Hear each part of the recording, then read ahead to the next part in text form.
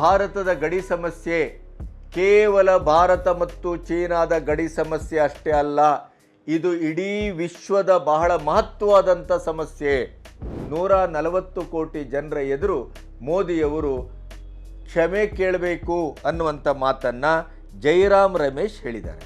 ಭಾರತದ ಪ್ರಧಾನಿಯವರು ಒಂದು ಸಂಧಾನದ ಮೂಲಕ, ದ್ವಿಪಕ್ಷೀಯ ಮಾತುಕತೆಯ ಮೂಲಕ ಈ ಒಂದು ತಗಾದೆಯನ್ನು, ಗಡಿ ವಿವಾದವನ್ನು ಬಗೆಹರಿಸಿಕೊಳ್ಬೇಕು ಅಂತ ಹೇಳಿದ್ದು ಅಪರಾಧವೇ?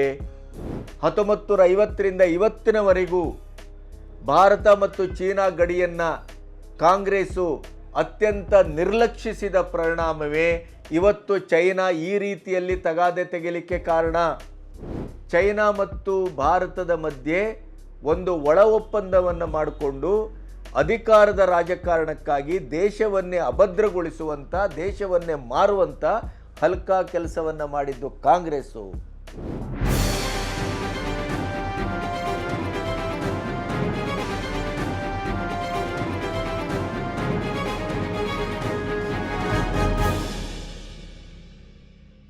ನಮಸ್ತೆ, ಬಿ ಗಣಪತಿ ನ್ಯೂಸ್ ಚಾನಲ್ಲಿಗೆ ಸ್ವಾಗತ. ಕರ್ನಾಟಕದಲ್ಲಿ ಚುನಾವಣೆಯ ಅಖಾಡದಲ್ಲಿ ಕಾಂಗ್ರೆಸ್ಸು, JDS ಮತ್ತು BJP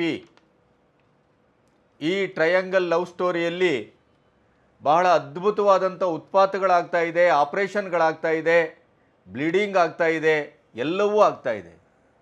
ಒಂದೊಂದು ರಾತ್ರಿಯಲ್ಲೂ ಯಾವ್ಯಾವ ರೀತಿಯ ಬದಲಾವಣೆಗಳಾಗ್ತವೆ ಅನ್ನೋದನ್ನು ಊಹಿಸಲಿಕ್ಕೂ ಸಾಧ್ಯ ಆಗ್ತಾ ಇಲ್ಲ. ಆದರೆ ಬಹುತೇಕವಾಗಿ ಇಡೀ ರಾಜ್ಯದ ಗಮನವನ್ನು ಸೆಳೆತಾ ಇರುವಂಥದ್ದು ಬೆಂಗಳೂರಿನ ಗ್ರಾಮಾಂತರ ಜಿಲ್ಲೆಯಲ್ಲಿ ಹೆಚ್ಚು ಕಮ್ಮಿ 400ಕ್ಕೂ ಹೆಚ್ಚು JDS ನಾಯಕರನ್ನು ಒಂದೇ ಒಂದು ರಾತ್ರಿಯಲ್ಲಿ ಆಪರೇಷನ್ ಮಾಡುವ ಮೂಲಕ DK ಶಿವಕುಮಾರ್ ಗ್ಯಾಂಗು ಕುಮಾರಸ್ವಾಮಿ ಅವರಿಗೆ ಮರ್ಮಾಘಾತವನ್ನು ಮಾಡಿದೆ. ಸೈಲೆಂಟಾಗಿ ಸೌಮ್ಯತೆಯ ಪ್ರತಿಮೂರ್ತಿ ಅನ್ನುವಂಥ ಡಾಕ್ಟರ್ ಮಂಜುನಾಥ್ ಅವರನ್ನು ಕೆರಳಿಸಿದೆ. ಹಾಗೆ ಊಹೆಯಂತೆ ಶಿವಮೊಗ್ಗ ಕ್ಷೇತ್ರ ಈಶ್ವರಪ್ಪನವರ ಬಂಡಾಯದ ನಾಮಿನೇಷನ್ನಿಂದ ಅದು ಕೂಡ ರಾಜ್ಯದ ತೀವ್ರವಾದ ಗಮನವನ್ನು ಸೆಳೆದಿದೆ. ಇದರ ಮಧ್ಯೆ ರಾಮೇಶ್ವರ್ ಕೆಫೆಯಲ್ಲಿ ನಡೆದಂಥ ಬಾಂಬ್ ದಾಳಿಯನ್ನು 42 ದಿನಗಳ ನಂತರ NIA ಅತ್ಯಂತ ಅದ್ಭುತವಾಗಿ ಭೇದಿಸಿದೆ. ಪಶ್ಚಿಮ ಬಂಗಾಳದಲ್ಲಿ ಅವಿತಿದ್ದಂತಹ ಈ ಬಾಂಬ್ ದಾಳಿಕೋರರನ್ನು ಹೆಡೆಮುರಿ ಕಟ್ಟಿ ಜೈಲಿಗೆ ತಳ್ಳುವ ಮೂಲಕ ತನ್ನ ವಿಕ್ರಮವನ್ನು ಸಾಧಿಸಿದೆ. ಆದರೆ ಈ ಚುನಾವಣೆಯ ರಂಗೇರಿದ ಈ ಹೊತ್ತಿನಲ್ಲಿ BJPಗೆ ಅದು ಅದ್ಭುತವಾದಂಥ ಅಸ್ತ್ರವಾಗಿ ಸಂದಿದೆ. ಯಾಕೆ ಅಂತಂದರೆ, ರಾಮೇಶ್ವರ್ ಕೆಫೆಯ ಮೇಲೆ ದಾಳಿ ನಡೆದಾಗ ಇದೊಂದು ಸಣ್ಣ ಪುಟ್ಟ ಘಟನೆ, ಇದಕ್ಕೆ ಅತ್ಯಂತ ಮಹತ್ವವನ್ನು ಕೊಟ್ಟು ರಾಷ್ಟ್ರೀಯ ಮಟ್ಟದ ಒಂದು ಘಟನೆಯಾಗಿ ಚಿತ್ರಿಸುವ ಕೆಲಸವನ್ನು BJP ಮಾಡ್ತಾ ಇದೆ ಅಂತ ರಾಜ್ಯದ ಗೃಹ ಮಂತ್ರಿ ಪರಮೇಶ್ವರ್ ಹೇಳಿದರೆ, ಯಾವಾಗಲೂ ಅಲ್ಪಸಂಖ್ಯಾತರನ್ನು ಮತ್ತು ಮಂಗಳೂರಿನಲ್ಲಿ ಕುಕ್ಕರ್ ಬಾಂಬ್ ನಡೆದಾಗ ಕೂಡ ಇದೊಂದು ಯಕ್ಕಶ್ಚಿತ ಘಟನೆ, ದೇ ಆರ್ ಮೈ ಬ್ರದರ್ಸ್, ನೀವೇ ನಮ್ಮ ಸರ್ಕಾರವನ್ನು ರಚಿಸಿದ್ದು, ನಿಮಗೆ ಋಣಿಯಾಗಿದ್ದೇವೆ, ನಿಮ್ಮ ಅತ್ಯಂತ ನಿಷ್ಠವಾದ ಭದ್ರತೆ ನಮ್ಮ ಪ್ರಥಮ ಆದ್ಯತೆ ಅನ್ನುವ DK ಶಿವಕುಮಾರ್ ಕೂಡ ಇದು ಒಂದು ವಾಣಿಜ್ಯೀಕೃತ ವ್ಯಾವಹಾರಿಕವಾದಂಥ ಜಿದ್ದಾಜಿದ್ದಿ, ಇದಕ್ಕೆ ಯಾವುದೇ ಭಯೋತ್ಪಾದಕತೆಯ ಅಂಟನ್ನು ಅಥವಾ ಅದಕ್ಕೆ ಫ್ಲೇವರನ್ನು ಅಂಟಿಸಬೇಡಿ, ಯಾವುದೇ ಘಟನೆ ಯಾವುದೇ ರೀತಿಯಲ್ಲಿ ನಡೆದರೂ ಅದನ್ನು ರಾಷ್ಟ್ರೀಯ ಭದ್ರತೆಗೆ ಒಡ್ಡಿದ ಅಪಾಯ ಮತ್ತು ಭಯೋತ್ಪಾದಕ ಚಟುವಟಿಕೆ ಅನ್ನುವಂಥ ರೀತಿಯಲ್ಲೇ ಚಿತ್ರಿಸುವುದು BJPಯ ಮನೋಧರ್ಮ ಅಂತ ಹೇಳಿದಂಥ DK ಶಿವಕುಮಾರ್ಗೆ ಇವತ್ತು ಆಘಾತ ಕಾದಿದೆ. ಯಾಕೆ ಅಂತಂದರೆ, ಇವತ್ತು ಅದರ ಮಾಸ್ಟರ್ ಮೈಂಡ್ ಮತಿನ್ ತಾಹಾ ತೀರ್ಥಹಳ್ಳಿ ಮೂಲದವರು, ಅವರನ್ನು ಹಿಡಿಯಲಾಗಿದೆ. ಅದರ ಜೊತೆಗೆ ಯಾರು ಬಾಂಬನ್ನು ಇಟ್ಟು ಮಾಸ್ಕನ್ನು ಹಾಕಿ ಟೊಪ್ಪಿಯನ್ನು ಹಾಕಿ ಅಲ್ಲಿಂದ ಪರಾರಿಯಾಗಿದ್ನೋ ಹುಸಾಮಿನ್ ಸಾಜಿ ಹುಸೇನ್ ಅವರನ್ನು ಬಂಧಿಸಲಾಗಿದೆ.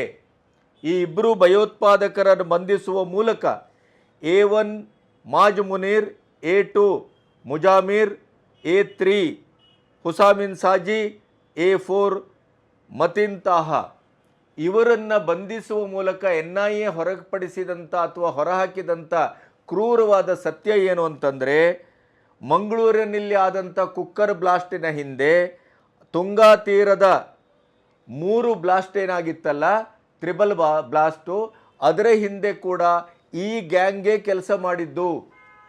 ಹಾಗಾದರೆ ಪಶ್ಚಿಮ ಬಂಗಾಳ ಮತ್ತು ಕರ್ನಾಟಕ ಭಯೋತ್ಪಾದಕರ ಅಡಗುದಾಣವಾಗಿದೆಯೇ, ಸ್ಲೀಪರ್ ಸೆಲ್ ಆಗಿದೆಯೇ? ಕರ್ನಾಟಕದ ಕಾಂಗ್ರೆಸ್ ಸರ್ಕಾರ ಮತ್ತು ಪಶ್ಚಿಮ ಬಂಗಾಳದ ದೀದಿ ಸರ್ಕಾರ ಈ ಭಯೋತ್ಪಾದಕ ಚಟುವಟಿಕೆಗೆ ಎಲ್ಲೋ ಒಂದು ಕಡೆ ಹಿಂಬಾಗಿ ಬೆಂಬಲವಾಗಿ ನಿಂತಿದೆಯೇ ಅನ್ನುವ ಪ್ರಶ್ನೆಯನ್ನು BJP ಗಾಢವಾಗಿ ಕೈ ಎತ್ತಿಕೊಂಡಿದೆ. ಮತ್ತು ಅದಕ್ಕೆ ತಕ್ಕಾಗಿ ಇವತ್ತು ನಡೆದಂಥ ಈ ಬಂಧನ, ಅದರ ಜೊತೆಗೆ ಅದರ ಹಿಂದೆ ಇದ್ದಂಥ ಒಂದು ಯಕ್ಕಶ್ಚಿತ ಘಟನೆ, ವಾಣಿಜ್ಯೀಕೃತವಾದಂಥ ಜಿದ್ದಾಜಿದ್ದಿಯ ಮೇಳ, ಇದು ಅತ್ಯಂತ ಭಯಾನಕವಾದಂಥ ಯಾವುದೇ ಭಯೋತ್ಪಾದಕ ಚಟುವಟಿಕೆ ಅಲ್ಲ ಅಂತ ತನಿಖೆಗೆ ಮೊದಲೇ ರಾಜ್ಯದ ಕಾಂಗ್ರೆಸ್ ಧುರೀಣರು, ಒಬ್ಬರು ಗೃಹ ಮಂತ್ರಿಗಳು ಮತ್ತು ಉಪಮುಖ್ಯಮಂತ್ರಿಗಳು ಎರಡೂ ಜನ ತರಾತುರಿಯಲ್ಲಿ ಕೊಟ್ಟಂಥ ಹೇಳಿಕೆ ಇವತ್ತು ಕಾಂಗ್ರೆಸ್ಸಿಗೆ ಮುಳುವಾಗಿದೆ. ಇದು ರಾಷ್ಟ್ರೀಯ ಭದ್ರತೆಯ ದೃಷ್ಟಿಯ ಪ್ರಶ್ನೆ, ಅದರ ಜೊತೆಗೆ ಭಯೋತ್ಪಾದಕತೆಯ ಒಂದು ನಿರ್ದಿಷ್ಟವಾದಂಥ ದೇಶಾದ್ಯಂತ ಹರಡಿರುವಂಥ ಒಂದು ಜಾಲ ಅನ್ನುವುದನ್ನು NIA ಇವತ್ತು ಭೇದಿಸಿದೆ. ಅದರ ಜೊತೆಗೆ ಇಡೀ ದೇಶವೇ ಹೆಮ್ಮೆ ಪಡುವಂಥ ಪ್ರಧಾನಿ ಮೋದಿಯವರ ಒಂದು ಸಂದರ್ಶನ ಅಮೆರಿಕದ ನ್ಯೂಸ್ ಮ್ಯಾಗಝಿನ್ನಲ್ಲಿ ಕವರ್ ಪೇಜಿನಲ್ಲಿ ಬಂದಿದೆ. ಭಾರತದ 75 ವರ್ಷದಲ್ಲಿ ಈ ನ್ಯೂಸ್ ಮ್ಯಾಗಝಿನ್ನಿನ ಕವರ್ ಪೇಜನ್ನು ಅಲಂಕರಿಸಿದ ಎರಡನೇ ಪ್ರಧಾನಿ ಮೋದಿಯವರು. ಇಂಥ ಒಂದು ಅವಕಾಶ ಈ 75 ವರ್ಷದಲ್ಲಿ ಯಾರಿಗೂ ಸಿಕ್ಕಿರಲಿಲ್ಲ. 1974ರಲ್ಲಿ ಭಾರತದ ಪ್ರಧಾನಿಯಾಗಿದ್ದಂಥ ಇಂದಿರಾ ಗಾಂಧಿಯವರಿಗೆ ಈ ಅವಕಾಶ ಸಿಕ್ಕಿದ್ದನ್ನು ಬಿಟ್ಟರೆ, ಅದರ ನಂತರ 75 ವರ್ಷದ ಇತಿಹಾಸದಲ್ಲಿ ಅದರಲ್ಲೂ ಎರಡು ಬಾರಿ ಪ್ರಧಾನಿಯಾಗಿ ಮೂರನೇ ಬಾರಿ ಪ್ರಧಾನಿಯಾಗಲಿಕ್ಕೆ ಸಂಪೂರ್ಣವಾಗಿ ದೇಶ ಸಜ್ಜಾಗಿರುವಂಥ ಈ ಹೊತ್ತಿನಲ್ಲಿ ಎಲೆಕ್ಷನ್ನಿನ ತರಾತುರಿಯಂಥ ಸಂದರ್ಭದಲ್ಲಿ ಒಂದು ಗುಪ್ತಚರ ಇಲಾಖೆಯ ಅಥವಾ ಇಂಟೆಲಿಜೆನ್ಸ್ ಡಿಪಾರ್ಟ್ಮೆಂಟಿನ ಅಂಬೋಣದ ಪ್ರಕಾರ ಮೋದಿಯವರು ಮತ್ತೆ ಮೂರನೇ ಬಾರಿ ಪ್ರಧಾನಿ ಆಗುವುದನ್ನು ವಿಶ್ವದ ಕೆಲವು ರಾಷ್ಟ್ರಗಳು ಅಪೇಕ್ಷೆ ಪಡುವುದನ್ನು ಬಿಟ್ಟರೆ ಬಹುತೇಕ ಬಲಾಢ್ಯ ರಾಷ್ಟ್ರಗಳು ಅಪೇಕ್ಷೆ ಪಡ್ತಾ ಇಲ್ಲ. ಚೈನಾ ಇತ್ಯಾದಿ ಮೂಲದಿಂದ ಈ ದೇಶದ ಮೂರನೇ ಪ್ರಧಾನಿಯಾಗಿ, ಬಲಿಷ್ಠ ಪ್ರಧಾನಿಯಾಗಿ ಮೋದಿ ಆಯ್ಕೆ ಆಗುವುದನ್ನು ತಪ್ಪಿಸುವುದಕ್ಕಾಗಿ ಅಂಡರ್ ಕರೆಂಟಿನಲ್ಲಿ ಬಹಳಷ್ಟು ಕೆಲಸ ನಡೀತಾ ಇದೆ ಅನ್ನುವಂಥ ಈ ಹೊತ್ತಿನಲ್ಲಿ ಮೋದಿಯವರ ಒಂದು ಅದ್ಭುತವಾದಂಥ 90 ನಿಮಿಷಗಳ ಸುದೀರ್ಘವಾದಂಥ ಸಂದರ್ಶನ, ಆ ಸಂದರ್ಶನದಕ್ಕೆ ಅವರು ಕೊಟ್ಟಿರುವ ಟ್ಯಾಗ್ಲೈನ್ ಏನು ಅಂತಂದರೆ ಅನ್ಸ್ಟಾಪೇಬಲ್, ನಿಲ್ಲಿಸಲಾಗದ, ಅಂದರೆ ನಿರಂತರವಾದ, ನಿಲ್ಲಿಸಲು ಸಾಧ್ಯವಾಗದ, ಅನ್ಸ್ಟಾಪೇಬಲ್ ಅನ್ನುವ ಸಂದರ್ಶನ ಪ್ರಕಟವಾಗಿದೆ. ಅದು ಇವತ್ತು ವಿಶ್ವಾದ್ಯಂತ ಸುದ್ದಿಯನ್ನು ಮಾಡ್ತಾ ಇದೆ. ಅದಕ್ಕೂ ಮುಖ್ಯವಾಗಿ ಭಾರತದ ಈ 2024ರ ಸಂಸದೀಯ ಚುನಾವಣೆಯ ಈ ಒಂದು ಭರಾಟೆಯ ಸಂದರ್ಭದಲ್ಲಿ ಮೋದಿಯವರು ನ್ಯೂಸ್ ವೀಕಿನ ಕವರ್ ಪೇಜಿನಲ್ಲಿ ಅಲಂಕರಿಸಿರುವುದು ವಿಶ್ವದ ಬಹುತೇಕ ಮಾಧ್ಯಮಗಳು ಮತ್ತು ಭಾರತದ ಮಾಧ್ಯಮಗಳು ಕರೆಯುವ ಹಾಗೆ ಇದು ಈ ದೇಶದ ಪ್ರಧಾನಿಗೆ ಸಿಕ್ಕಂಥ ಬಹುದೊಡ್ಡ ಗೌರವ.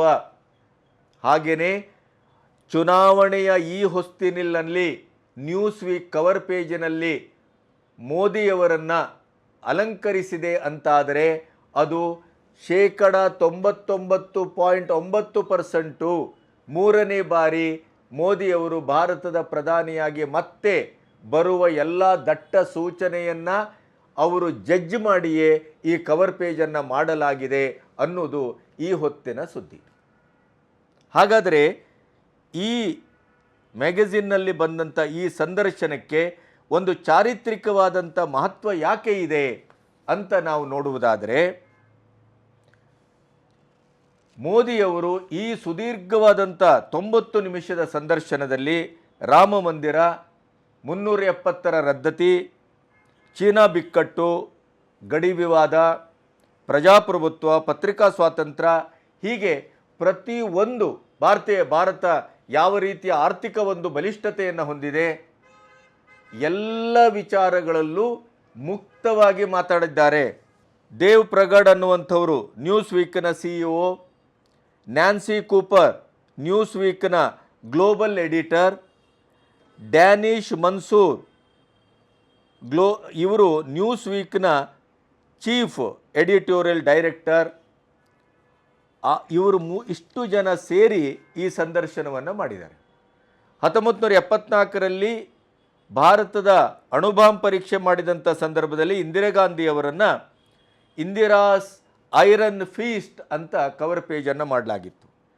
ಇಂಡಿಯಾ ಗ್ಲೋಸ್ ನ್ಯೂಕ್ಲಿಯರ್ ಅನ್ನುವಂಥ ಇನ್ನೊಂದು ಕವರು. ಹೀಗೆ 3 ಬಾರಿ ಭಾರತದ ಪ್ರಧಾನಿಯಾಗಿದ್ದಂಥ ಇಂದಿರಾ ಗಾಂಧಿಯವರು ಅತ್ಯಂತ ಗೌರವಯುತವಾಗಿ ಈ ನ್ಯೂಸ್ ವೀಕ್ನ ಕವರ್ ಪೇಜನ್ನು ಅಲಂಕರಿಸಿದ್ದನ್ನು ಬಿಟ್ಟರೆ, ಅದರ ನಂತರ ಬಂದಂಥ ಪ್ರಧಾನಿಯವರ ಸಂದರ್ಶನ ಇದೇ 2ನೇ ಬಾರಿ. ಇಲ್ಲಿ ಇವತ್ತು 2 ಕಾರಣಕ್ಕಾಗಿ ಈ ಸಂದರ್ಶನ ಬಹಳ ಮುಖ್ಯವಾಗಿದೆ. ಒಂದು, ಭಾರತದ ಪ್ರಧಾನಿಗಳ ಸಂಖ್ಯೆಯಲ್ಲಿ 75 ವರ್ಷದಲ್ಲಿ ಮೊದಲ ಹವಿರ್ಭಾಗ ಇಂದಿರಾ ಗಾಂಧಿ ಅವರಿಗೆ ಸಿಕ್ಕಿದರೆ 2ನೇ ಗೌರವ ಮೋದಿಯವರಿಗೆ, ಅದರಲ್ಲೂ ಚುನಾವಣೆಯ ಸಂದರ್ಭದಲ್ಲಿ. ಅದರ ಜೊತೆಗೆ ವಿವಾದಕ್ಕೆ ಮತ್ತು ವಾದಕ್ಕೆ ಮತ್ತು ಇಡೀ ಗ್ಲೋಬಿನ ಅಂದರೆ ಇಡೀ ವಿಶ್ವದ ಗಮನವನ್ನು ಸೆಳೆದ ಸಂದರ್ಶನ ಇದು. ಯಾಕೆ ಅಂತಂದರೆ, ಇತ್ತೀಚೆಗೆ ನಿಮಗೆ ಗಮನಿಸುವ ಹಾಗೆ ಹಿಮಾಚಲ ಪ್ರದೇಶದಲ್ಲಿ ಆ ಪ್ರದೇಶದ 30 ಭಾಗಗಳಿಗೆ ಚೈನಾ ಮರುನಾಮಕರಣವನ್ನು ಹೆಸರನ್ನು ತನ್ನದೇ ಆದಂಥ ಚೈನೀಸ್ ಭಾಷೆಯಲ್ಲಿ ಮರುನಾಮಕರಣ ಮಾಡುವ ಮೂಲಕ ತಗಾದೆಯನ್ನು ಎಬ್ಬಿಸಿದ್ದು ನಿಮಗೆ ನೆನಪಿದೆ. ಚೀನಾ ಗಡಿ, ಭಾರತ ಮತ್ತು ಚೀನಾ ಗಡಿಯ ವಿವಾದ ನಿರಂತರವಾಗಿ ಜೀವಂತವಾಗಿದೆ.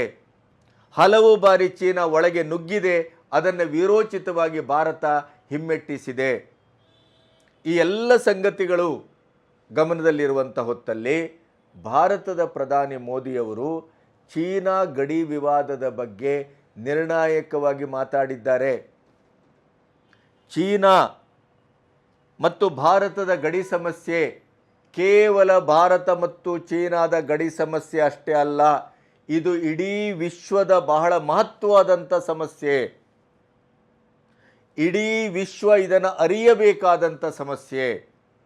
ಮತ್ತು ಈ ಗಡಿ ವಿವಾದ ಯಾವುದೇ ಉದ್ವಿಗ್ನತೆಗೆ, ಯಾವುದೇ ವೈಷಮ್ಯಕ್ಕೆ, ಯಾವುದೇ ಕೆಟ್ಟ ಬೆಳವಣಿಗೆಗಳಿಗೂ ಅವಕಾಶ ಕೊಡದೇ ಇದ್ದ ಹಾಗೆ ಇದನ್ನು ಬಗೆಹರಿಸಿಕೊಳ್ಳುವುದು ವಿಶ್ವಕ್ಕೆ ಅತ್ಯಂತ ಹಿತವಾದಂಥ ಒಂದು ಕೆಲಸ ಆಗಲಿಕ್ಕಿದೆ ಅನ್ನುವಂಥ ಮಾತನ್ನು ಈ ಸಂದರ್ಶನದಲ್ಲಿ ಪ್ರಧಾನಿ ಮೋದಿಯವರು ಹೇಳಿದ್ದಾರೆ. ಸುದೀರ್ಘವಾಗಿ ಭಾರತ ಮತ್ತು ಚೀನಾದ ಈ ಗಡಿ ಸಮಸ್ಯೆ ಏನು ಕಾಡ್ತಾ ಇದೆ, 1957ರಿಂದ 1962ರಲ್ಲಿ ಯುದ್ಧ ಆದದ್ದು, ಆ ಯುದ್ಧದಲ್ಲಿ ನೆಹರು ಮಾಡಿದ ತಪ್ಪು, ಪಟೇಲರು ಹೇಳಿದ್ದನ್ನು ಕೇಳಿದ್ದೇ ಇರುವಂಥ ಸಮಸ್ಯೆ, ಇವೆಲ್ಲವನ್ನು ದೃಷ್ಟಿಯಲ್ಲಿ ಇಟ್ಟುಕೊಂಡು ಅವರೇನು ಹೇಳಿದೆ, ಸಕಾರಾತ್ಮಕವಾಗಿ ದ್ವಿಪಕ್ಷೀಯ ಮಾತುಕತೆಯಿಂದ ಇದನ್ನು ಬಗೆಹರಿಸಿಕೊಳ್ಳುವುದು ಇಡೀ ವಿಶ್ವಕ್ಕೆ ಒಳ್ಳೆಯದು. ರಾಜತಾಂತ್ರಿಕ ಹಾಗೂ ಮಿಲಿಟರಿ ಮಟ್ಟದಲ್ಲಿ ಒಂದು ರಚನಾತ್ಮಕವಾದಂಥ ಮಾತುಕತೆಗೆ ನಾವು ಇಬ್ಬರೂ ಸಿದ್ಧವಾಗಬೇಕಾಗಿದೆ. ಈ ರಚನಾತ್ಮಕವಾದಂಥ ದ್ವಿಪಕ್ಷೀಯವಾದಂಥ ಮಾತುಕತೆಯ ಮೂಲಕ ಇದನ್ನು ಬಗೆಹರಿಸಿಕೊಳ್ಳಬೇಕಾಗಿದೆ ಅಂತ ಹೇಳಿದ್ದಾರೆ ಅವರು. ಇನ್ನು ಪಾಕಿಸ್ತಾನದ ಪ್ರಶ್ನೆಯೂ ಬಂದಿದೆ. ಪಾಕಿಸ್ತಾನದ ಪ್ರಶ್ನೆಯನ್ನು ಎತ್ತಲಾಗಿದೆ. ಎಲ್ಲಿಯವರೆಗೆ ಭಯೋತ್ಪಾದಕತೆ ಮತ್ತು ಹಿಂಸಾಚಾರವನ್ನು ಪಾಕಿಸ್ತಾನ ಪೋಷಿಸ್ತದೋ, ಪ್ರೇರೇಪಿಸ್ತದೋ, ಬೆಂಗಾವಲಾಗಿ ನಿಲ್ತದೋ ಅಲ್ಲಿಯವರೆಗೆ ಶಾಂತಿಯ ಪ್ರಶ್ನೆಯೇ ಇಲ್ಲ. ಪಾಕಿಸ್ತಾನ ಮತ್ತೆ ಮತ್ತೆ ತನ್ನ ಹಳೆಯ ಚಾಳಿಯನ್ನೇ ಮುಂದುವರಿಸ್ತಾ ಇರುವುದನ್ನು ಗಮನಿಸಿದರೆ ಪಾಕಿಸ್ತಾನದ ಒಟ್ಟಿಗೆ ಶಾಂತಿಯುತವಾದಂಥ ಒಂದು ಮರುಸಂಧಾನ ಅಥವಾ ಅನುಸಂಧಾನ ಮಾತುಕತೆ ಸಾಧ್ಯವೇ ಇಲ್ಲವೇನೋ ಅನ್ನುವ ಹಂತಕ್ಕೆ ಬಂದಿದೆ ಅನ್ನುವುದನ್ನು ಭಾಳ ಸ್ಪಷ್ಟವಾಗಿ ಹೇಳಿದ್ದಾರೆ. ಅದರ ಜೊತೆಗೆ 370ರ ರದ್ದತಿ, ಅದರಿಂದ ಕಾಶ್ಮೀರದಲ್ಲಿ ಇಡೀ ಕಾಶ್ಮೀರಿಗಳಿಗೆ ಮತ್ತೆ ಒಂದು ಮರು ಭರವಸೆ ಸ್ಥಾಪನೆಯಾದದ್ದು, ನಮ್ಮ ಇಡೀದಾದಂಥ ಪ್ರಜಾಪ್ರಭುತ್ವದ ನೀತಿ ರೀತಿ ಧೋರಣೆ ನಮ್ಮ DNA ಅದು, ಕೇವಲ ನಮ್ಮ ಸಂವಿಧಾನದ ಆಶಯ ಅಷ್ಟೇ ಅಲ್ಲ. ಆಮೇಲೆ ನಾವು ಇಡೀ ವಿಶ್ವದಲ್ಲಿ ಒಂದು ಅಭಿವೃದ್ಧಿಯನ್ನು, ಶಾಂತಿಯನ್ನು, ಸಹಬಾಳ್ವೆಯನ್ನು ನಾವು ಬಯಸ್ತೇವೆ ಹೊರತು ನಾವು ಎಲ್ಲಿಯೂ ನಮ್ಮ ಯುದ್ಧ ನೀತಿ ಅಥವಾ ಕಾಲ್ಕೆರೆದು ಜಗಳ ಮಾಡುವಂಥದ್ದು, ಗಡಿ ನೀತಿ ಅಥವಾ ಗಡಿಯ ವಿವಾದವನ್ನು ಇಟ್ಟುಕೊಂಡೇ ನಾವು ಅಶಾಂತಿಯನ್ನು ಸೃಷ್ಟಿಸುವುದು ಭಾರತದ ಧರ್ಮ ಅಲ್ಲವೇ ಅಲ್ಲ ಅನ್ನೋದನ್ನು ಭಾಳ ಸ್ಪಷ್ಟವಾಗಿ ಹೇಳುವುದರ ಜೊತೆಗೇ ನೀವು ಒಂದು ಕೆಲಸ ಮಾಡಿ, ನಾನು ಹೇಳುವ ಮಾತನ್ನು ನಂಬೇಡಿ. 370 ಅಬ್ರೋಗೇಟಿನ ನಂತರ ಕಾಶ್ಮೀರದಲ್ಲಿ ಯಾವ ರೀತಿಯ ಒಂದು ಶಾಂತಿ ನೆಲೆಸಿದೆ, ಭಯೋತ್ಪಾದಕ ಚಟುವಟಿಕೆಗಳು ಗಣನೀಯವಾಗಿ ತಗ್ಗಿದೆ, ಅಲ್ಲಿಯ ಜನರಲ್ಲಿ ಯಾವ ರೀತಿಯ ಭರವಸೆ ಹುಟ್ಟಿದೆ ಅನ್ನೋದನ್ನು ನೀವೇ ಹೋಗಿ ಸಮೀಕ್ಷೆ ಮಾಡಿ ಅಂತ ಹೇಳಿದ್ದಾರೆ. ಅದರ ಜೊತೆಗೆ ಜಾತಿ ಧರ್ಮ ನೋಡಿ ನಾವು ಯಾವುದೇ ರೀತಿಯ ಅಭಿವೃದ್ಧಿ ಕಾರ್ಯಗಳನ್ನು ಮಾಡಿಲ್ಲ. ಸಬ್ಕಾ ಸಾಥ್ ಸಬ್ಕಾ ವಿಕಾಸ್, ಸರ್ವೇ ಜನ ಸುಖಿನೋ ಭವಂತು ಅನ್ನೋದು ಭಾರತದ ನೀತಿ ಮತ್ತು ನಮ್ಮ ನೀತಿ. ನಾವು ಅಧಿಕಾರಕ್ಕೆ ಬಂದಾಗ 11ನೇ ಅತಿ ದೊಡ್ಡ ಆರ್ಥಿಕತೆಯಾಗಿತ್ತು ವಿಶ್ವದಲ್ಲಿ ಭಾರತ, ಆದರೆ ಈಗ 5ನೇ ಅತಿ ದೊಡ್ಡ ಆರ್ಥಿಕತೆಯಾಗಿ ಹೊಮ್ಮಿದೆ. ಇದೇ ರೀತಿಯಲ್ಲಿ ಮುಂದಿನ ದಿನಗಳಲ್ಲಿ ಜನರ ಬೆಂಬಲ ಇದೆ, ಜನರ ಆಶೀರ್ವಾದ ಇದೆ, ನಮ್ಮ ಸರ್ಕಾರ ನಮ್ಮ ಅಧಿಕಾರ ಮತ್ತೆ ಮರುಕಳಿಸುವ ಎಲ್ಲ ವಿಶ್ವಾಸವೂ ಇದೆ. ನಾವು ಜಗತ್ತಿನ 3ನೇ ಆರ್ಥಿಕತೆಯಾಗಿ ಹೊರಹೊಮ್ಮುತ್ತೇವೆ ಅನ್ನುವ ಆಶಯವನ್ನು ಕೂಡ ವ್ಯಕ್ತಪಡಿಸಿದ್ದಾರೆ. ಇಲ್ಲಿ 2047ರಲ್ಲಿ ಮುಂದುವರಿಯುತ್ತಿರುವ ಅಭಿವೃದ್ಧಿಶೀಲ ರಾಷ್ಟ್ರ ಅಂತೇನು ಇಲ್ಲಿವರೆಗೆ 75 ವರ್ಷದಲ್ಲಿ ಕರೆಸ್ಕೊಬರ್ತಾ ಇತ್ತು ಭಾರತ, 2047ರಲ್ಲಿ ಅಭಿವೃದ್ಧಿ ಹೊಂದಿದ ದೇಶವಾಗಿ ಭಾರತ ಆಗಲಿಕ್ಕಿದೆ. ಅದು ನಮ್ಮ ಆಶಯ ಅನ್ನೋದನ್ನು ಹೇಳ್ತಾ ಭಾರತದ ಪ್ರಧಾನಿ ಮೋದಿಯವರ ಸಂದರ್ಶನ ಇಲ್ಲಿ ಮೊಟಕುಗೊಳ್ಳುತ್ತದೆ. 90 ನಿಮಿಷದ್ದು. ಜೈರಾಮ್ ರಮೇಶ್ ಅವರು ಚೀನಾದ ತಗಾದೆಯ ಬಗ್ಗೆ ಒಂದು ಅದ್ಭುತವಾದಂಥ ವೇದಿಕೆಯನ್ನು, ಚೀನಾಕ್ಕೆ ಎದೆಗೆ ಎದೆ ಕೊಟ್ಟು 56 ಇಂಚಿನ ಪ್ರಧಾನಿ ಮಾತಾಡಬೇಕಾದ ಹೊತ್ತಲ್ಲಿ ಹೇಡಿತನದಿಂದ ಮಾತಾಡಿದ್ದಾರೆ. ಇದು ಅತ್ಯಂತ ದೌರ್ಭಾಗ್ಯದ ಸಂಗತಿ. ಇದೇ ಪ್ರಧಾನಿ ಮೋದಿಯವರು 2020ರಲ್ಲಿ ಟಿವಿಗೆ ಸಂದರ್ಶನ ಕೊಟ್ಟಂಥ ಸಂದರ್ಭದಲ್ಲಿ ಯಾವುದೇ ಸಂದರ್ಭದಲ್ಲೂ ಚೀನಾ ಭಾರತದ ಒಳಗೆ ನುಸುಳಲಿಲ್ಲ ಅಂತ ಮಾತಾಡಿದ್ರು. ಅಲ್ಲಿ ಸುಳ್ಳು ಹೇಳಿದ್ದಾರೆ ಅವರು. ಈಗ ಹೇಳ್ತಾ ಇದ್ದಾರೆ ಸುದೀರ್ಘವಾದಂಥ ಭಾರತ ಚೀನಾ ಗಡಿಯ ವಿವಾದದ ಬಗ್ಗೆ ನಾವು ದ್ವಿಪಕ್ಷೀಯ ಮಾತುಕತೆಗೆ ಸಿದ್ಧರಿದ್ದೇವೆ, ರಚನಾತ್ಮಕವಾದ ಮಾತುಕತೆಗೆ ಸಿದ್ಧರಿದ್ದೇವೆ. ಆ ಮಾತುಕತೆಯ ಮೂಲಕವೇ ನಾವು ಈ ಗಡಿ ವಿವಾದವನ್ನು ಬಗೆಹರಿಸ್ಕೊಳ್ಬೇಕು, ಇದು ವಿಶ್ವದ ಹಿತದೃಷ್ಟಿಯಿಂದ ಉತ್ತಮ ಅನ್ನುವಂಥ ಮಾತನಾಡಿದ್ದಾರೆ.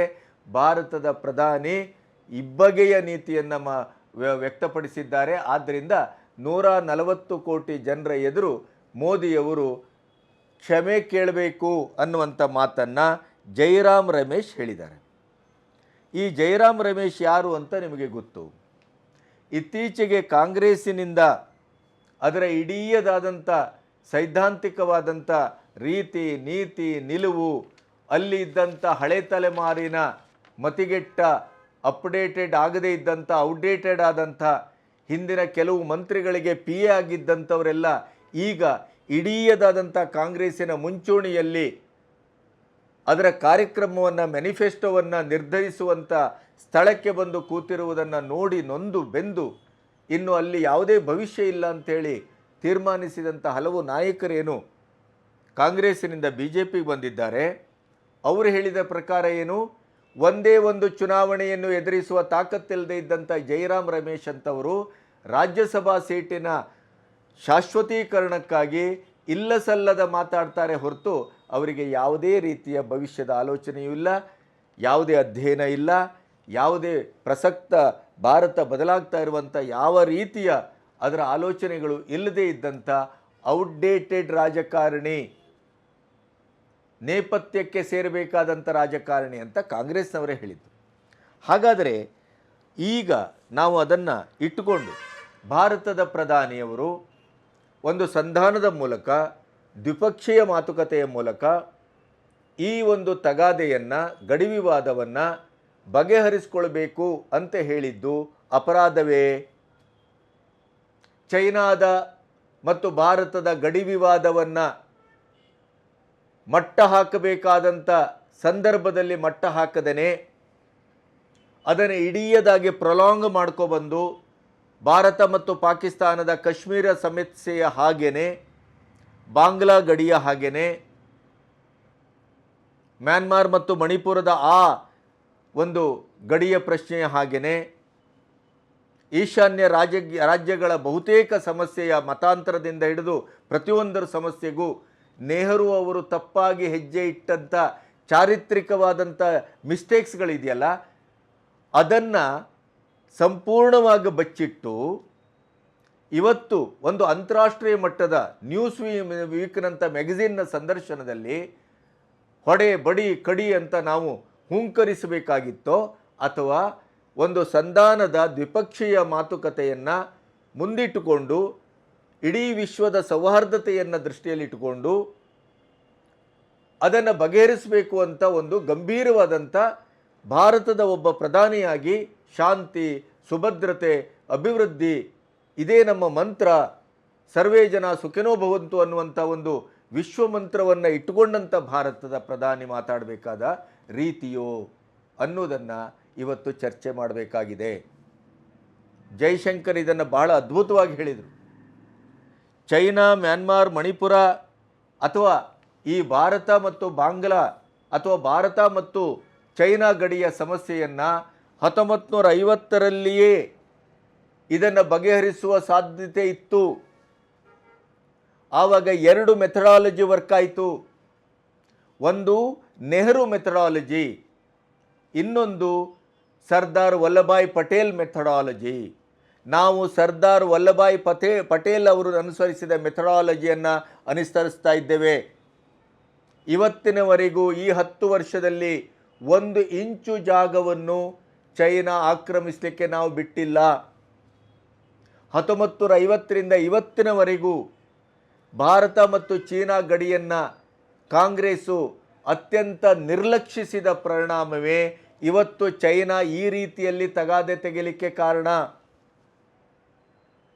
ಅವತ್ತು ಪಟೇಲ್ರು ಹೇಳಿದರು, ಚೈನಾವನ್ನು ನಂಬುವ ಹಾಗಿಲ್ಲ, ಚೈನಾ ಯಾವತ್ತಾದರೂ ನಮಗೆ ಮಗ್ಗುಲ ಮುಳ್ಳು, ಅದು ಮೋಸವೇ ಅದರ ಪ್ರಧಾನ ಅಸ್ತ್ರ. ಆದ್ದರಿಂದ ನಾವು ನಮ್ಮ ಗಡಿಯ ಭದ್ರತೆಯ ಬಗ್ಗೆ ನಾವು ಅತ್ಯಂತ ತ್ವರಿತವಾಗಿ ಮತ್ತು ಕ್ಲಪ್ತವಾಗಿ ಶಿಸ್ತುಬದ್ಧವಾಗಿ ನಮ್ಮ ಕ್ರಮವನ್ನು, ನಮ್ಮ ಭದ್ರತೆಯನ್ನು ನಾವು ಮಾಡತಕ್ಕದ್ದು ಅಂತಂದರು. ಆವಾಗ ನೆಹರು ಏನು ಹೇಳಿದರು, ಇಲ್ಲ, ಚೈನಾ ಆ ತಪ್ಪನ್ನು ಮಾಡುವುದಿಲ್ಲ, ನಾವು ಆ ರೀತಿಯಲ್ಲಿ ಹೋಗಬೇಕಾದ ಅಗತ್ಯ ಇಲ್ಲ ಅನ್ನುವ ಮೂಲಕ ಪಟೇಲ್ರನ್ನು ಅವರು ತಡೆದರು. ಆ ತಡೆದ ಪರಿಣಾಮವೇ ಹಿಮಾಲಯದ ಗಡಿಯಲ್ಲಿ ಇವತ್ತು ಏನಾಗ್ತಾ ಇದೆ, ನಮ್ಮ ಮತ್ತು ಚೈನಾದ ಬಾರ್ಡ್ರಲ್ಲಿ ಇವತ್ತಿನವರೆಗೂ ಅದು ತಗಾದೆಯಾಗಿ ಗಡಿ ವಿವಾದವಾಗಿ ಜೀವಂತ ಉಳಿಲಿಕ್ಕೆ ನೆಹರು ಕಾರಣವೇ ಹೊರತು ನಾವಲ್ಲ. ಹಾಗಾದರೆ ನಾವೇನು ಮಾಡಿದ್ದೇವೆ ಈ 10 ವರ್ಷದಲ್ಲಿ ಅಂತಂದರೆ, 1962ರಲ್ಲಿ ಯುದ್ಧ ಆದ ನಂತರವೂ ಚೈನಾ ಬಾರ್ಡ್ರನ್ನು ಸಂರಕ್ಷಿಸುವ ಕೆಲಸವನ್ನು ಮಾಡಿಲ್ಲ. 1952ರ ಯುದ್ಧದಲ್ಲಿ ನೆಹರು ಮಾಡಿದ ತಪ್ಪಿಗೆ ಚೈನಾ ಇವತ್ತು ನಮ್ಮ ಮೇಲೆ ಶ್ರಮದಿಂದ ಭೀಮಾಕೃತಿಯಲ್ಲಿ ಆಕ್ರಮಣವನ್ನು ಮಾಡುವಂಥ ತುರುಸನ್ನು ಹೊಂದಲಿಕ್ಕೆ ಕಾರಣವೇ 1962ರ ಯುದ್ಧದಲ್ಲಿ ನೆಹರು ಮಾಡಿದ ತಪ್ಪು. 1950ರಲ್ಲೂ ಮಾಡಿದಂಥ ತಪ್ಪನ್ನೇ 1962ರಲ್ಲೂ ನೆಹರು ಮುಂದುವರಿಸಿದರು ಅನ್ನುವಂಥ ಮಾತನ್ನು ಜೈಶಂಕರ್ ಅತ್ಯಂತ ಅದ್ಭುತವಾಗಿ ಹೇಳ್ತಾರೆ. ಅದರ ಜೊತೆಗೆ ಹಾಗಾದರೆ ಈ 10 ವರ್ಷದಲ್ಲಿ ಚೈನಾ ಭಾರತ ಗಡಿಗೆ ನಾವೇನು ಮಾಡಿದ್ದೇವೆ? ಯಾವುದೇ ಗಡಿ ಪ್ರದೇಶವನ್ನು, ಅದು ಚೈನಾ ಬಾರ್ಡರ್ ಅಂತಲೂ ಅಲ್ಲ, ಬಾಂಗ್ಲಾ ಗಡಿ ಅಂತಲ್ಲ, ಬಾಂಗ್ಲಾ ಗಡಿಯನ್ನು ಅತ್ಯಂತ ಭದ್ರವಾಗಿ ಬಂದ್ ಮಾಡಿದ್ದೇವೆ. ನುಸುಳುಕೋರರನ್ನು ಶೂನ್ಯ ಮಟ್ಟದಲ್ಲಿ ಇಳಿಸಿದ್ದೇವೆ. ಸದ್ಯದಲ್ಲೇ ಭಾರತ ಮತ್ತು ಚೈನಾ ಗಡಿಯನ್ನು ಇದೇ ರೀತಿಯಲ್ಲಿ ನಾವು ಮಾಡ್ತೇವೆ. ಆದರೆ ಒಂದು ಅಂತಾರಾಷ್ಟ್ರೀಯ ಮಟ್ಟದಲ್ಲಿ ನಾವು ಯಾವುದೇ ಅಗ್ರೆಸಿವ್ ಆಗಿ ಹೋಗುವಾಗಿಲ್ಲ. ನಮಗೆ ಇಡೀ ಗಡಿಯಲ್ಲಿರುವಂಥ ಎಲ್ಲ ದೇಶಗಳೊಟ್ಟಿಗೂ ಒಂದು ಸ್ನೇಹ ಸಂಬಂಧ ಸೌಹಾರ್ದಯುತವಾಗಿ ಇರಬೇಕು. ಆದರೆ ನಮ್ಮ ನೆಲ, ನಮ್ಮ ಆಡಳಿತ, ನಮ್ಮ ಪ್ರದೇಶ ಅಂತ ಬಂದಾಗ ನಾವು ವರ್ತಿಸುವ ತರೀಕಾ ಬೇರೆಯೇ ಇದೆ. ಅದು ಬಹಳ ಗೌಪ್ಯವಾದದ್ದು, ಇಂಟರ್ನಲ್ ಆದದ್ದು. ಅದನ್ನು ಘೋಷಿಸಿ ಮಾಡುವಂಥ ಕೆಲಸ ಅಲ್ಲ. ಅಂತಾರಾಷ್ಟ್ರೀಯ ಮಟ್ಟದಲ್ಲಿ ಬೇರೆ ಬೇರೆ ದೇಶಗಳಲ್ಲಿ ಇನ್ಕ್ಲೂಡಿಂಗ್ ಪಾಕಿಸ್ತಾನದಲ್ಲಿ ಅಡಗಿದ್ದಂಥ ಭಯೋತ್ಪಾದಕರನ್ನು ಒಳನುಗ್ಗಿ ಹೊಡೆತಾ ಇಲ್ವೇ ಅನ್ನುವುದನ್ನು ಇಂಡೈರೆಕ್ಟ್ ಆಗಿ ಜೈಶಂಕರ್ ಹೇಳಿದರು. Is actually infrastructure. You know, when our problems with China started in the 1950s, yes, it's very interesting if you go back. Where did it begin? I mean, there was of course a reading of China between Patel and Nehru. I've spoken about in public how Patel got it right and Nehru got it wrong. Okay. Patel basically said we have a two-front situation. Nehru said no, you know, the Chinese will never do anything across the Himalayas. So Nehru was trusting, Patel was applying politics 101 on a neighbor. He was just a sensible, practical, non-ideological person who made a good judgment. Okay. Whereas Nehru made a bad judgment because he allowed his ideology to cloud the basics of reading of the situation. Basics of diplomacy, which is you have a big neighbor, you have to take your precautions. Now, our first bad experience happened on an infrastructure when they built the Xinjiang-Tibet highway, which went through the Indian territory of Aksai Chin. Okay. From day one, it should have been in our minds that if you need to deal with China, you must build up the infrastructure. Yet what did we actually see? I mean, I'm now between 1957-58 till 62. Okay, infrastructure was. And A.K. Antony admitted it in Parliament. So we've had actually an enormous neglect. I mean, I'm giving you, firm figures. I mean, if you look at the budget for development of the infrastructure along the China border, it has gone up from below about 3,500 crores to about 15,000 crores today. If you look at the quality of projects, the amount of road building going there, the tunneling which is going there, every day you will read about some project. I mean, Prime Minister recently inaugurated the Sela tunnel. So my point is this. Look, we have to assume, Arnab, that competitive powers will do things. They may or may not do it. Do not assume that they will not. So it's not good. I will only say this. So, I believe today, as a foreign policy advisor to the Prime Minister, that we should have a hard-headed view of our neighbors, especially of a neighbor like China. That in that sense, the Patel tradition, rather than the Nehru tradition, should guide us. You know, it's not like nobody wants bad relations with neighbors. But good relations cannot be built up on weakness. Good relations cannot be built up on carelessness or on ideology or on misplaced ideologies that, but if you... ಅಂತಾರಾಷ್ಟ್ರೀಯ ಮಾಧ್ಯಮ guardian ಪತ್ರಿಕೆ ಇತ್ತೀಚೆಗೆ ವರದಿ ಮಾಡಿ ಭಯೋತ್ಪಾದಕರನ್ನು, ಮುಸ್ಲಿಮರ ಇಡೀ ಭಯೋತ್ಪಾದಕ ಆ ಮೇರು ಮುಂಚೂಣಿಯಲ್ಲಿದ್ದಂಥ ನಾಯಕರನ್ನು ಪಾಕಿಸ್ತಾನದಲ್ಲಿ ಹೊಕ್ಕಿ ಹೊಡೆದದ್ದು ಅದು ಭಾರತದ ಇನ್ಯಾರು ಅಲ್ಲವೇ ಅಲ್ಲ ಅನ್ನೋದನ್ನು ಸ್ಪಷ್ಟವಾಗಿ ಸಾಕ್ಷಿ ಸಮೇತ ಹೇಳಿದೆ. ಭಾರತ ಅದನ್ನು ಅಂತಾರಾಷ್ಟ್ರೀಯ ಮಟ್ಟದಲ್ಲಿ ಒಪ್ಪಿಲ್ಲ. ಆದರೆ ಅಮಿತ್ ಶಾ ಇರ್ಬೋದು, ಮೋದಿಯವರು ಇರ್ಬೋದು, ದೋವಲ್ ಇರ್ಬೋದು, ಜೈಶಂಕರ್ ಇರ್ಬೋದು, ಅದನ್ನು ಇಂಡೈರೆಕ್ಟಾಗಿ ಅದನ್ನು ಒಪ್ಕೊಳ್ತಾ ಇದ್ದಾರೆ. ಭಾರತ ಕೈಕಟ್ಟಿ ಕೂತಿಲ್ಲ, ಕಾಂಗ್ರೆಸ್ಸಿನ ಬೊಗಳೆ ಬಿಡುವಂಥ ಇತಿಹಾಸದ ಈ ನಾಲಿಗೆಗೆಟ್ಟ ಭಾರತ ಇದನ್ನು ಕಾಂಗ್ರೆಸ್ನವರು ಹೇಳುವ ಹಾಗೆ ಎಲ್ಲಿಯೂ ಮೋದಿ ಸರ್ಕಾರ ಕೈಕಟ್ಟಿ ಕೂತಿಲ್ಲ. ಇದೇ ಚೈನಾ ಮತ್ತು ಭಾರತದ ಗಡಿಯಲ್ಲಿ ಸುರಂಗ ಮಾರ್ಗವನ್ನು, ರಸ್ತೆಯನ್ನು 3,500 ಕೋಟಿಯಿಂದ 15,000 ಕೋಟಿ ಅಲ್ಲಿನ ಮೂಲಭೂತ ಸೌಕರ್ಯಕ್ಕೆ ಖರ್ಚು ಮಾಡಲಾಗಿದೆ. ಸೇಲಾ ಟನಲನ್ನು ಇತ್ತೀಚೆಗೆ ಭಾರತದ ಪ್ರಧಾನಿಯವರು ಉದ್ಘಾಟನೆ ಮಾಡಿದ್ದಾರೆ. ಅಲ್ಲಿ ಹೋಗಿ ಅದರ ವರ್ಕನ್ನು ಇತ್ಯಾದಿಗಳನ್ನು ಅಂತಾರಾಷ್ಟ್ರೀಯ ಮಟ್ಟದ ಮಾಧ್ಯಮಗಳು ಕೂಡ ಚೆಕ್ ಮಾಡಿ ಬಂದಿದ್ದಾವೆ. ಅಷ್ಟು ಕ್ವಾಲಿಟಿ ವರ್ಕನ್ನು ಮಾಡಲಾಗಿದೆ. ಆದರೆ ಇಷ್ಟು ಮಾತಾಡ್ತಾರಲ್ಲ ಕಾಂಗ್ರೆಸ್ಸಿನವರು, ಜಯರಾಮ್ ರಮೇಶ್ ಅವರು, ನಿಮಗೆ ಗೊತ್ತಿರುವ ಹಾಗೆ ಎಲೆಕ್ಷನ್ ಘೋಷಣೆಯ ಮೊದಲು UK ಮತ್ತು ಅಮೆರಿಕಕ್ಕೆ ಭೇಟಿ ಕೊಟ್ಟಂಥ ರಾಹುಲ್ ಗಾಂಧಿಯವರು ಏನು ಮಾಡಿದರು? ಚೈನಾವನ್ನು ಆಹ್ವಾನಿಸಿದರು, ಭಾರತದ ಪ್ರಜಾಪ್ರಭುತ್ವವನ್ನು ರಕ್ಷಿಸಬೇಕು ತಾವು ಅಂತ. ಅದರ ಜೊತೆಗೆ 2008ರಲ್ಲಿ ರಾಹುಲ್ ಗಾಂಧಿಯವರು ಸೋನಿಯಾ ಗಾಂಧಿಯ ಉಪಸ್ಥಿತಿಯಲ್ಲಿ ಕಾಂಗ್ರೆಸ್ ಚೈನಾ ಮಧ್ಯೆ ಬೀಜಿಂಗ್ ಅಗ್ರಿಮೆಂಟ್ ಅಂತ MOU ಮಾಡಿಕೊಂಡಿತ್ತಲ್ಲ, ಅದರ ಕಥೆ ಏನು ಅಂತ ಜಯರಾಮ್ ರಮೇಶ್ ಪ್ರಶ್ನೆ ಮಾಡಿದ್ದಾರೆ. ಅಲ್ಲಿ ಏನು ಅಗ್ರಿಮೆಂಟ್ ಮಾಡ್ಕೊಂಡಿದ್ದೀರಿ ನೀವು? ಆ ಅಗ್ರಿಮೆಂಟಿನ ವಿವರವನ್ನು ಇಡಬೇಕೇನು ಜನರ ಎದುರು? ಭಾರತಕ್ಕೆ ಎಂಥ ಮೋಸ ಮಾಡಿದ್ದೀರಿ ತಾವು ಅನ್ನೋದನ್ನು. ಚೈನಾ ಮತ್ತು ಭಾರತದ ಮಧ್ಯೆ ಒಂದು ಒಳ ಒಪ್ಪಂದವನ್ನು ಮಾಡಿಕೊಂಡು ಅಧಿಕಾರದ ರಾಜಕಾರಣಕ್ಕಾಗಿ ದೇಶವನ್ನೇ ಅಭದ್ರಗೊಳಿಸುವಂಥ, ದೇಶವನ್ನೇ ಮಾರುವಂಥ ಹಲ್ಕಾ ಕೆಲಸವನ್ನು ಮಾಡಿದ್ದು ಕಾಂಗ್ರೆಸ್ಸು, ನಾವಲ್ಲ. ನಾವು ಯಾವ ರೀತಿಯಲ್ಲಿ ಹೋಗಬೇಕೋ ಆ ರೀತಿಯಲ್ಲಿ ಹೋಗ್ತಾ ಇದ್ದೇವೆ. ಚೈನಾ ಮತ್ತು ಭಾರತದ ಗಡಿಯ 1 ಇಂಚು ನೆಲವನ್ನು ನಾವು ಬಿಡಲಿಕ್ಕೆ ರೆಡಿ ಇಲ್ಲ. ಆದರೆ ಅಂತಾರಾಷ್ಟ್ರೀಯ ಮಟ್ಟದಲ್ಲಿ ಸೌಹಾರ್ದಯುತವಾದಂಥ ಸಂಬಂಧವನ್ನು ಇಟ್ಟುಕೊಂಡು ಸಂಧಾನದ ಮೂಲಕ, ದ್ವಿಪಕ್ಷೀಯ ಮಾತುಕತೆಯ ಮೂಲಕ ಅದನ್ನು ಬಗೆಹರಿಸಿಕೊಳ್ಳುವಂಥ ಡೋರನ್ನು ಕೂಡ ನಾವು ಓಪನ್ ಆಗಿ ಇಟ್ಕೊಂಡಿದ್ದೇವೆ. ಇದರ ಅರ್ಥ ಅದು ನಮ್ಮ ದೌರ್ಬಲ್ಯ ಅಲ್ಲ. ದ್ವಿಪಕ್ಷೀಯ ಮಾತುಕತೆ, ಶಾಂತಿಯುತವಾದ ಮಾತುಕತೆ, ಸಹಮತದ ಮಾತುಕತೆ, ಸಂಧಾನದ ಮಾತುಕತೆ ಭಾರತದ ದೌರ್ಬಲ್ಯ ಅಲ್ಲ, ಭಾರತದ ಶಕ್ತಿ ಅದು ಅಂತ ಜೈಶಂಕರ್ ಅತ್ಯಂತ ಕಟುವಾದ ಮಾತುಗಳಲ್ಲಿ ಹೇಳಿದ್ದಾರೆ. ಹೀಗೆ ಭಾರತ ಪಟೇಲ್ರ ಪಾಲಿಸಿಯನ್ನು ಅನುಸರಿಸ್ತಾ ಇದೆಯೇ ಹೊರತು ಯಾವುದೇ ರೀತಿಯ ದೌರ್ಬಲ್ಯದ ಯಾವುದೇ ಮಾತನ್ನು ಆಡುವ ಪ್ರಶ್ನೆಯೇ ಇಲ್ಲ. ಈ ಭಾರತದ ನಿಲುವನ್ನು ನ್ಯೂಸ್ ವೀಕ್ನಲ್ಲಿ ಪ್ರಧಾನಿ ಮೋದಿಯವರು ಉಚ್ಚರಿಸಿದ ದ್ವಿಪಕ್ಷೀಯ ಶಾಂತಿಯುತವಾದಂಥ ರಚನಾತ್ಮಕವಾದಂಥ ಮಾತುಕತೆಯನ್ನು ಚೀನಾ ತಕ್ಷಣ ಪ್ರತಿಕ್ರಿಯಿಸಿದೆ. ಚೀನಾದ ಸ್ಪೋಕ್ಸ್ಮನ್ ಮೌ ನಿಂಗ್ ಅವರು ಪತ್ರಿಕಾಗೋಷ್ಠಿಯನ್ನು ಮಾಡಿ, ನಾವು ಈ ಮಾತುಕತೆಯನ್ನು ಸ್ವಾಗತಿಸ್ತೇವೆ. ಮೋದಿಯವರ ಈ ಮಾತುಕತೆ ಒಂದು ವಿಶ್ವಶಾಂತಿಗೆ ಬರೆದ ಭಾಷ್ಯದಂತಿದೆ.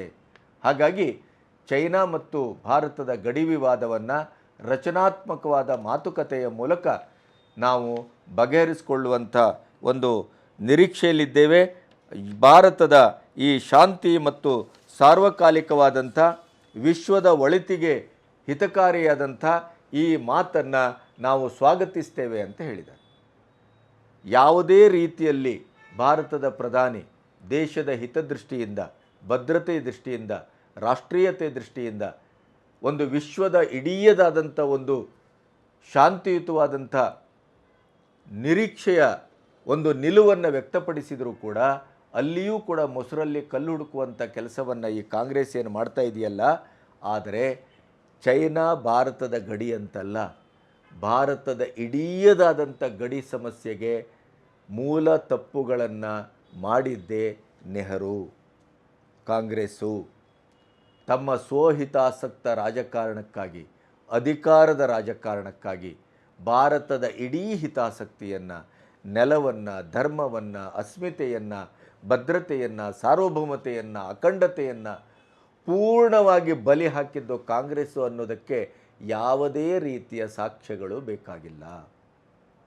ಮೋದಿ ಬಂದ ಈ 10 ವರ್ಷದಲ್ಲಿ ಭಾರತದ ಎಲ್ಲವನ್ನೂ ರಕ್ಷಿಸುವ ಕೆಲಸವನ್ನು ಮಾಡಿಯೂ ಅದರ ಕಣ್ಣಿದ್ದೂ ಕಣ್ಣಿಲ್ಲದ ಹಾಗೆ, ಕಂಡೂ ಕಾಣದ ಹಾಗೆ, ಅರ್ಥವಾಗಿಯೂ ಅರ್ಥವಾಗದ ಹಾಗೆ ಮಾತಾಡುವ ಈ ಗೋಸುಂಬೆ ಕಾಂಗ್ರೆಸ್ಸಿನ ಮುಂದಾಳುಗಳಿಗೆ ಭವಿಷ್ಯವೂ ಇಲ್ಲ, ವರ್ತಮಾನವೂ ಇಲ್ಲ, ಭೂತವಂತೂ ಶೂನ್ಯವಾಗಿದೆ.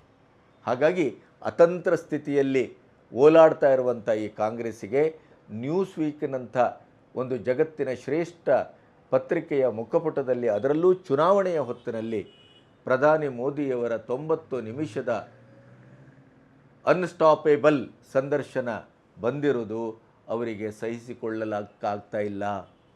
ವಿಶ್ವಮಾನ್ಯ, ವಿಶ್ವಗುರು ಅನ್ನೋದನ್ನು ವ್ಯಂಗ್ಯ ಮಾಡುವ ಈ ಕಾಂಗ್ರೆಸ್ಸಿನ ಕಿಡಿಗೇಡಿಗಳಿಗೆ ಒಡಲಲ್ಲಿ ಬೆಂಕಿ ಹೊತ್ತಿದೆ. ಅದರ ಪರಿಣಾಮವೇ ಜಯರಾಮ್ ರಮೇಶನಂತ ಆದಿಯೂ ಇಲ್ಲ ಅಂತ್ಯವೂ ಇಲ್ಲ, ಯಾವುದೇ ಎಲೆಕ್ಷನ್ನನ್ನು ಗೆಲ್ಲುವ ತಾಕತ್ತಿಲ್ಲದೆ ಇದ್ದಂಥ ರಾಜ್ಯಸಭಾ ಮೆಂಬರ್ಗಿರಿಗೆ ಅಲ್ಲಿ ಟವೆಲ್ ಹಾಕಿ ಕೂತ್ಕೊಂಡಂಥ ಈ ರಣಹೇಡಿಗಳಿಗೆ ಮೋದಿಯವರ ಧೀರೋದ್ಧಾತವಾದಂಥ ಮಾತು ಕೂಡ ಹೇಡಿತನದ ಮಾತು ಅನ್ನೋದೇ ಇನ್ನೇನಾಗಲಿಕ್ಕೆ ಸಾಧ್ಯ ಹೇಳಿ. ನಮಸ್ತೆ.